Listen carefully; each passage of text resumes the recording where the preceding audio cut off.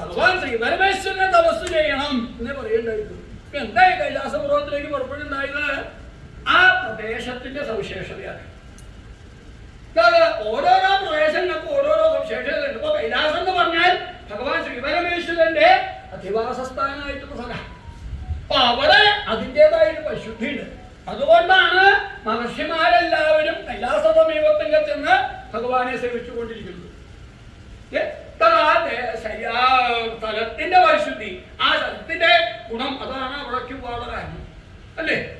അപ്പൊ ഈശ്വരനെ സേവിക്കുക എവിടെയെങ്കിലും വേണമെങ്കിലും ഈശ്വരനെ സേവിക്കാം. ചോദിക്കണ ആൾക്കാർ എന്തിനാ ക്ഷേത്രത്തിലേക്ക് പോകണേ, ഇവിടെ ഇന്ന് സേവിച്ചാൽ പോരെന്ന്? അങ്ങനെ പറ്റുന്നതൊക്കെ വിഷമിക്കില്ല. ഈ ക്ഷേത്രങ്ങളിലേക്ക് പറ്റുന്നതൊക്കെ നിൽക്കിലേക്ക് എന്തിനാ പോണത്?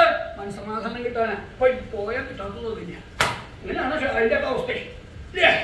പോയാൽ ഞങ്ങൾ പോകണ്ട എന്ന് തോന്നും. അങ്ങനെയാണ് അതിന്റെ സ്ഥിതി.